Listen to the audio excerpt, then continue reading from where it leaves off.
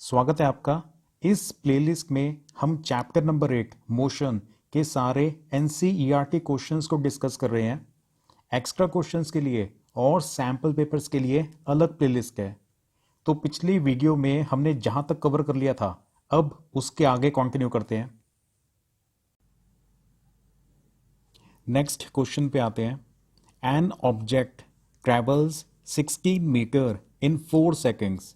एक ऑब्जेक्ट है, वो पहले 16 मीटर का डिस्टेंस कवर करता है 4 सेकेंड्स के अंदर, and then another 16 metre in 2 seconds.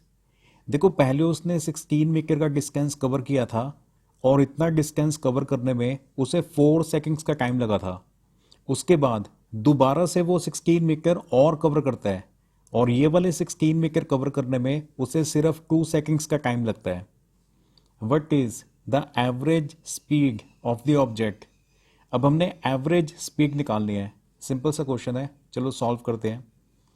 देखो, पहले तो आप एवरेज स्पीड का फॉर्मूला लिखोगे। Average speed is equal to total distance travelled upon total time taken. Object ने जितना भी डिस्टेंस कवर किया है वो सारा आपने न्यूमरेटर में लिखना है, और ये डिस्टेंस कवर करने में उसे जितना टाइम लगा है वो टाइम आपने डिनोमिनेटर में लिखना है। तो पहले उसने 16 मीटर कवर किया था, उसके बाद 16 मीटर और कवर किया था, तभी हमने न्यूमरेटर में 16 प्लस 16 दो बार लिखा है। और फर्स्ट 16 मीटर कवर करने में उसे 4 सेकंड्स का टाइम लगा था, और नेक्स्ट 16 मीटर कवर करने में उसे 2 सेकंड्स का टाइम लगा था। तो टोटल टाइम की जगह पे आएगा 4 सेकंड्स प्लस 2 सेकंड्स, 4 प्लस 2 दोनों आएगा। सिंप्लीफाई करते हैं। 16 प्लस 16 32 होता है, 4 प्लस 2 6। पहले 2 से डिवाइड किया तो 16 अपॉन 3 आता है। अब 16 को आप 3 से डिवाइड करो तो वैल्यू आती है 5.33। तो एवरेज स्पीड आ रही है 5.33। आगे यूनिट जरूर लगाना है, मीटर पर सेकेंड। तो ये हमारे क्वेश्चन का आंसर है। नेक्स्ट क्वेश्चन पे आते हैं। The odometer of a car reads 2000 kilometre. देखो, कार के अंदर ना बीच में ओडोमीटर होता है। ओडोमीटर बताता है टोटल डिस्टेंस ट्रेवल्ड, कि जब से आपने कार परचेज किया ना तब से लेकर आज तक टोटल कितना डिस्टेंस कवर हो चुका है। तो अभी कार का जो ओडोमीटर है उसकी रीडिंग है 2000 kilometre at the start of a trip. आपने जब ट्रिप स्टार्ट किया ना तो स्टार्टिंग के अंदर आपने ओडोमीटर की रीडिंग नोट करी, तो वैल्यू थी 2000 kilometre and 2400 kilometre at the end of the trip. और ट्रिप को कंप्लीट करने के बाद जब आप वापस आए तब आपने दोबारा कार के अंदर ओडोमीटर की रीडिंग को देखा, तो वापस आने के बाद रीडिंग थी 2400 kilometre. If the trip took 8 hours, calculate the average speed of the car in kilometre per hour and metre per second. हमें क्वेश्चन में टाइम भी दे रखा है कि पूरी जर्नी कंप्लीट करने में, पूरी ट्रिप को कंप्लीट करने में टाइम लगा था 8 hours का। और हमसे पूछा जा रहा है कि एक तो हमने कैलकुलेट करना है एवरेज स्पीड को, और एवरेज स्पीड को ना दो तरह से निकालना है। एक तो किलोमीटर पर आवर में निकालना है, उसके बाद मीटर्स पर सेकंड में भी निकालना है। तो क्वेश्चन क्लियर है आपको? हमें क्वेश्चन में गिवन है कि कार का ओडोमीटर की रीडिंग है 2000 किलोमीटर जर्नी के स्टार्ट में, और जर्नी जब खत्म हो जाती है, ट्रिप जब एंड होती है, उस समय रीडिंग थी 2400। और पूरा टाइम, टोटल टाइम हमें दे रखा है 8 hours। हमने एवरेज स्पीड निकालनी है, किलोमीटर पर आवर में भी निकालनी है और मीटर पर सेकंड के अंदर भी निकालनी है। चलो सॉल्व करना स्टार्ट करते हैं। देखो, सबसे पहले तो ना ये वाली जो दो वैल्यूज दे रखी थी ओडोमीटर की, इनको सबट्रैक्ट करके हम निकालेंगे distance travelled.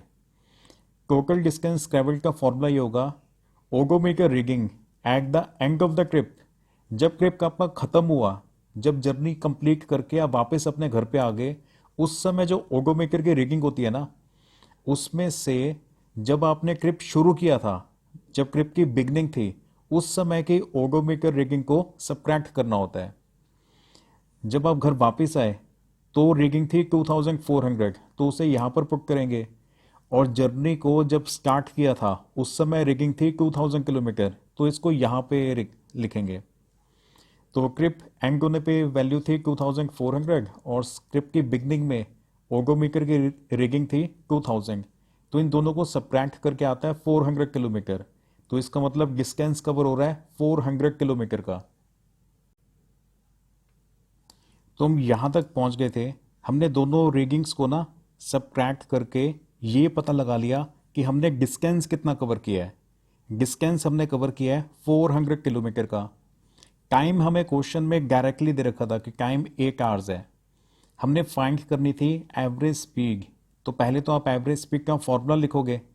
Average speed is equal to total distance travelled upon total time taken. कितना डिस्टेंस कवर किया है वो हमने न्यूमरेटर में रखना है, और ये डिस्टेंस कवर करने में कितना टाइम लगा है वो आपने डिनोमिनेटर में रखना है। तो डिवाइड करके हमारे पास एवरेज स्पीड आ जाएगी। डिस्टेंस है 400, तो डिस्टेंस की जगह पे 400 को पुट किया। टाइम दे रखा था 8 आवर्स, तो टाइम की जगह पे डिनोमिनेटर में 8 लिखा। देखो पहले 2 से डिवाइड करेंगे तो ये रिड्यूस होके 200 अपॉन 4 आ जाएगा। फिर से आप 2 से डिवाइड करोगे तो 100 अपॉन 2 आ जाएगा। फिर से 2 से डिवाइड करेंगे तो लास्ट में सिंप्लीफाई होके 50 आ जाता है। तो इसका मतलब एवरेज स्पीड है 50 किलोमीटर पर आवर। यूनिट को देखो, ये 400 किलोमीटर दे रखा था और डिनोमिनेटर में जो 8 है ये 8 आवर्स दे रखा था। तो अभी ये डिवीजन करके ना स्पीड हमारे पास किलोमीटर पर आवर के अंदर आई है। और हमें क्वेश्चन में बोला गया था कि आपने स्पीड दोनों तरह से निकालनी है, किलोमीटर पर आवर में भी निकालनी है और मीटर पर सेकंड में भी निकालनी है। तो किलोमीटर पर आवर में तो स्पीड ऑटोमेटिकली आ गई है। अब इसको मीटर पर सेकंड में कन्वर्ट करने के लिए हमें 5/18 से मल्टीप्लाई करना पड़ेगा। तो ये 50 को 5/18 से मल्टीप्लाई करेंगे। ऐसा करने से स्पीड हमारी किलोमीटर पर आवर से मीटर पर सेकंड में कन्वर्ट हो जाती है। इसको सिंप्लीफाई करना पड़ेगा। 50 को 5 से मल्टीप्लाई करो तो आता है 250। 250 को 18 से आप रफ में डिवाइड करना तो डिवाइड करके 13.9 आता है। तो एवरेज स्पीड मीटर पर सेकंड के अंदर है 13.9। तो ये हमारे क्वेश्चन के सेकंड पार्ट का आंसर है। ये क्वेश्चन के फर्स्ट पार्ट का आंसर है। हमने average speed kilometre per our में भी निकाल दी है और मीटर पर सेकंड के अंदर भी कैलकुलेट कर दी है। This is the answer. Next question पे आते हैं। Usha swims in a 90 metre long pool. देखो एक ना स्विमिंग पूल है जिसकी लेंथ दे रखी है 90 मीटर और उषा उसके अंदर स्विम कर रही है। She covers 180 metre in 1 minute by swimming from one end to another end back along the same straight path. अब उषा 180 मीटर का डिस्टेंस कवर कर लेती है और ऐसा करने में उसे सिर्फ 1 मिनट का टाइम लगता है। अब देखो पूल की लेंथ तो दे रखी है 90 मीटर, लेकिन वो डिस्टेंस कवर करती है 180 मीटर का, क्योंकि पहले वो एक एंड से एक किनारे से दूसरे किनारे तक जाती है, उसके बाद उसी स्ट्रेट लाइन रास्ते के अंदर वो वापस आ जाती है। तो 90 मीटर जाना प्लस 90 मीटर वापस आना, टोटल उसने डिस्टेंस कवर कर लिया 180 मीटर का। ये जो पॉइंट ए है यही उसका स्टार्टिंग पॉइंट है, और क्योंकि वो जाके वापस आ जाती है तो पॉइंट ए ही उसका एंडिंग पॉइंट है। अब क्वेश्चन में पूछ रहे हैं find the average speed and average velocity of Usha. हमने उषा की कंप्लीट जर्नी की एवरेज स्पीड निकालनी है और एवरेज वेलोसिटी भी निकालनी है। चलो सॉल्व करना स्टार्ट करते हैं। तो पहले एवरेज स्पीड कैलकुलेट करते हैं, उसके बाद फिर एवरेज वेलोसिटी फाइंड करेंगे। पहले तो आपने एवरेज स्पीड का फॉर्मूला लिखना है।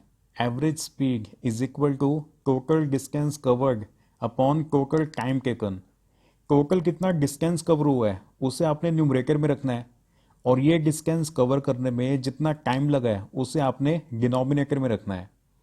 अब देखो उषा 90 मीटर जाती थी, उसके बाद फिर वापस भी आई थी, तो 90 + 90 टोटल 180 मीटर का डिस्टेंस कवर हुआ था, और ऐसा करने में उसे सिर्फ 1 मिनट का टाइम लगा था। 1 minute is equal to 60 seconds. Time को सेकेंड्स में कन्वर्ट करके पुट किया है, तो 180 को 60 से डिवाइड करो तो रिजल्ट आता है 3। तो इसका मतलब average speed is equal to 3 metres per second. Last में आपने यूनिट जरूर लगाना है, मीटर पर सेकेंड। तो एवरेज स्पीड तो आ चुकी है। अब इस क्वेश्चन के बी पार्ट में हमने एवरेज वेलोसिटी भी फाइंड करनी थी। तो पहले तो आप एवरेज वेलोसिटी का फॉर्मूला लिखोगे। Average velocity is equal to net displacement upon total time. Numerator में आपने डिस्प्लेसमेंट को रखना है, डिनोमिनेटर में आपने टाइम को रखना है। देखो डिस्प्लेसमेंट की जगह पे जीरो आएगा, क्योंकि उषा पॉइंट ए से स्टार्ट हुई थी, वो दूसरे किनारे तक गई और फिर वापस भी आ गई। जब भी स्टार्टिंग पॉइंट और एंडिंग पॉइंट सेम होते हैं उस केस में डिस्प्लेसमेंट की वैल्यू जीरो होती है। तभी डिस्प्लेसमेंट की जगह पे हमने जीरो पुट किया है और टाइम तो उतना ही रहेगा। टाइम हमें दे रखा था 1 minute. 1 minute is equal to 60 seconds. अब जीरो अपॉन 60 की वैल्यू जीरो ही होती है। Zero upon anything is equal to zero. Numerator में अगर जीरो है ना तो डिनोमिनेटर में चाहे जो मर्जी नंबर हो, फ्रैक्शन का जो रिजल्ट होता है वो जीरो के इक्वल ही आता है। तो इसका मतलब एवरेज वेलोसिटी जीरो है। चाहे वैल्यू जीरो आए लेकिन फिर भी आपने यूनिट जरूर लगाना है साथ में, मीटर पर सेकेंड। देखो वेलोसिटी ना वेक्टर क्वांटिटी है, और जो वेक्टर क्वांटिटीज होती हैं उनकी वैल्यू पॉजिटिव भी आ सकती है, जीरो भी आ सकती है, नेगेटिव भी आ सकती है। क्लियर? स्पीड जीरो नहीं हो सकती लेकिन वेलोसिटी जीरो हो सकती है। जब भी स्टार्टिंग पॉइंट और एंडिंग पॉइंट सेम होते हैं उस केस में डिस्प्लेसमेंट की वैल्यू जीरो आती है। और जब भी डिस्प्लेसमेंट की वैल्यू जीरो आएगी उन सारे क्वेश्चंस में वेलोसिटी की वैल्यू भी जीरो ही आएगी। क्लियर? तो ये हमारे क्वेश्चन के सेकंड पार्ट का आंसर है। ये फर्स्ट पार्ट आंसर था। एवरेज स्पीड है 3 मीटर पर सेकेंड और एवरेज वेलोसिटी है 0 metre per second. Next question पे आते हैं। Starting from a stationary position. देखो स्टेशनरी पोजीशन और स्टार्टिंग ये वाले वर्ड्स देख के आपने समझ जाना है कि इनिशियल वेलोसिटी जीरो होगी। Rahul pedals his bicycle to attain a velocity of 6 metre per second in 30 seconds। देखो राहुल जब अपने बाइसाइकिल को पैडल करना स्टार्ट करता है, क्योंकि वो स्टार्ट कर रहा है इसका मतलब स्टार्टिंग में वेलोसिटी जीरो है बाइसाइकिल की, और 30 सेकंड्स के बाद उसकी वेलोसिटी हो जाती है 6 metre per second. Then he applies brakes such that the velocity of the bicycle comes down to 4 metre per second in next 5 seconds। देखो क्वेश्चन के ना दो पार्ट्स हैं। ये जो फर्स्ट वाला पार्ट है ना उसमें राहुल जब पैडल करना स्टार्ट करता है तो पहले वेलोसिटी जीरो से इंक्रीज होके 6 हो जाती है, और वेलोसिटी को जीरो से इंक्रीज होके 6 तक पहुंचने में 30 सेकंड्स का टाइम लगता है। ये क्वेश्चन का फर्स्ट पार्ट है। क्वेश्चन के सेकंड पार्ट में कह रहे हैं फिर वो ब्रेक्स लगाता है। जब वो ब्रेक लगाता है तो ब्रेक लगाने की वजह से वेलोसिटी 6 तक पहुंच गई थी ना, तो 6 से डिक्रीज होके 4 हो जाती है, और वेलोसिटी को 6 से डिक्रीज होके 4 होने में 5 सेकंड्स का टाइम लगता है। Calculate the acceleration of the bicycle in both cases. हमने दोनों केसेस के अंदर उसकी बाइसाइकिल में कितना एक्सेलरेशन हो रहा है वो फाइंड करना है। देखो ये ना दो क्वेश्चंस कंबाइंड हैं। फर्स्ट पार्ट के अंदर राहुल की बाइसाइकिल की वेलोसिटी इंक्रीज हो रही है। स्टार्टिंग में वेलोसिटी थी जीरो और 30 सेकंड्स के बाद वेलोसिटी जीरो से इंक्रीज होकर 6 हो गई थी। तो पहले वेलोसिटी इंक्रीज हो रही है।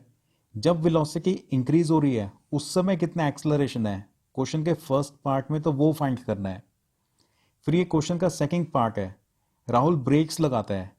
देखो ब्रेक लगाने से पहले वेलोसिटी 6 थी और ब्रेक लगाने के बाद वेलोसिटी रिड्यूस होकर 4 हो जाती है। तो वेलोसिटी को 6 से रिड्यूस होकर 4 होने में 5 सेकंड्स का टाइम लगता है। क्लियर? तो जब ब्रेक्स लगी हैं तो ब्रेक्स लगाने की वजह से कितना नेगेटिव एक्सेलरेशन होता है वो हमने इस क्वेश्चन के सेकंड पार्ट में फाइंड करना है। चलो नेक्स्ट पेज पे सॉल्व करना स्टार्ट करते हैं। आंसर पे आते हैं। क्वेश्चन के ना दो पार्ट्स थे। फर्स्ट पार्ट में वेलोसिटी इंक्रीज हो रही है तो पहले उसे डिस्कस करते हैं। सेकंड पार्ट में वेलोसिटी डिक्रीज हो रही थी, केस 2 के अंदर उसे डिस्कस करेंगे। तो केस 1 को एक्सप्लेन करने के लिए पहले आप लिखोगे when Rahul pedals from stationary position to attain a velocity of 6 metre per second in 30 seconds. Case 1 के अंदर हम क्वेश्चन के इस पार्ट की बात कर रहे हैं कि जब राहुल पैडल करना स्टार्ट करता है और 6 मीटर पर सेकंड की वेलोसिटी एक्वायर कर लेता है 30 सेकंड्स में। अब देखो इस सिचुएशन में ना इनिशियल वेलोसिटी जीरो है, क्योंकि उसकी जो साइकिल है वो स्टेशनरी पोजीशन से स्टार्ट हुई थी, और जब भी कोई व्हीकल स्टार्ट होता है स्टार्टिंग में वेलोसिटी जीरो होती है। भले ही वैल्यू जीरो है लेकिन आपने साथ में यूनिट जरूर लगाना है, मीटर पर सेकंड। बाद में वेलोसिटी इंक्रीज होने के बाद हो जाती है 6 मीटर पर सेकंड, तो v की वैल्यू 6 होगी, और वेलोसिटी को 0 से 6 तक पहुंचने के अंदर 30 सेकंड्स का टाइम लगता है। ये भी हमें डायरेक्टली दे रखा है। तो u, v और t तीनों वैल्यूज हमें दे रखी हैं, हमने एक्सेलरेशन फाइंड करना है। तो पहले तो आप एक्सेलरेशन का फॉर्मूला लिखोगे, acceleration is equal to change in velocity upon time. Acceleration is equal to v minus u upon t। अब v, u और t इनकी रिस्पेक्टिव वैल्यूज पुट करते हैं। v की वैल्यू 6 है तो v की जगह पे 6 को लिखना है। u की वैल्यू 0 है तो u की जगह पे 0, और टाइम की वैल्यू 30 सेकंड्स है तो डिनोमिनेटर में टाइम की जगह पे 30 आएगा। सिंप्लीफाई करते हैं, 6 माइनस 0 वो 6 के इक्वल होता है, डिनोमिनेटर वाला 30 एज इट इज। अब 6 और 30 को डिवाइड करेंगे तो 1/5 आता है। 1 को 5 से डिवाइड करके डेसिमल पॉइंट्स में कन्वर्ट करें तो 1/5 की वैल्यू 0.2 आती है। तो एक्सेलरेशन है 0.2 मीटर पर सेकंड स्क्वायर। लास्ट में यूनिट जरूर लगाना है, एक्सेलरेशन का ऐसा यूनिट मीटर पर सेकंड स्क्वायर होता है। तो ये हमारे क्वेश्चन के फर्स्ट पार्ट का आंसर आ गया। जब वेलोसिटी इंक्रीज हो रही है तो उस समय एक्सेलरेशन 0.2 का है। केस 2 पे आते हैं अब। तो केस 2 के अंदर पहले आप एक्सप्लेन करोगे कि केस 2 के अंदर क्या सिचुएशन है। He applies brakes and velocity comes down to 4 metre per second in next 5 seconds. देखो पहले वेलोसिटी इंक्रीज होकर ना 6 हो गई थी, उसके बाद राहुल ने ब्रेक्स अप्लाई करी, तो ब्रेक लगाने की वजह से वेलोसिटी 6 से डिक्रीज होकर 4 हो जाती है, और वेलोसिटी को 6 से डिक्रीज होकर 4 तक पहुंचने में 5 सेकंड्स का टाइम लगता है। तो ब्रेक लगाने से जस्ट पहले जो वेलोसिटी है ना उसे बोलेंगे इनिशियल वेलोसिटी, और ब्रेक लगाने के बाद जो वेलोसिटी हो गई है उसे बोलेंगे फाइनल वेलोसिटी। और वेलोसिटी को 6 से डिक्रीज होकर 4 तक पहुंचने में 5 सेकंड्स का टाइम लग रहा है, तो t की वैल्यू 5 सेकंड्स है। चलो एक्सेलरेशन का फॉर्मूला होता है v minus u upon T. हमने एक्सेलरेशन फाइंड करना है ना, तो पहले तो आप फॉर्मूला लिखोगे। अब ये v, u और t की ये रिस्पेक्टिव वैल्यूज पुट करते हैं। v की जगह पे 4, u की जगह पे 6 और t की जगह पे 5। ये v, u और t की रिस्पेक्टिव वैल्यूज पुट करके हम यहाँ तक पहुँच जाते हैं। अब इसको आगे सिंप्लीफाई करते हैं।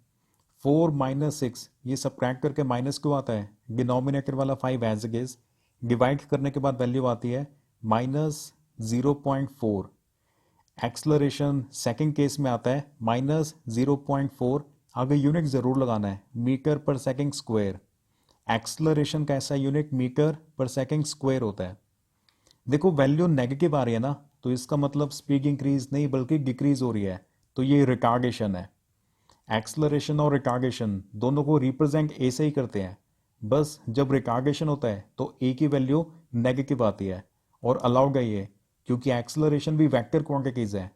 एक्सेलरेशन भी वेक्टर क्वांटिटी है, और वेक्टर क्वांटिटीज की वैल्यू पॉजिटिव भी हो सकती है और नेगेटिव भी हो सकती है। तो ये हमारे क्वेश्चन के फर्स्ट पार्ट का आंसर है। फर्स्ट केस में एक्सेलरेशन था 0.2 का, और ये क्वेश्चन के सेकंड पार्ट का आंसर है। सेकंड पार्ट में एक्सेलरेशन है -0.4 का। शेर की तरह पूरी ताकत से तैयारी करनी है एग्जाम की। See you in the next video. All the best.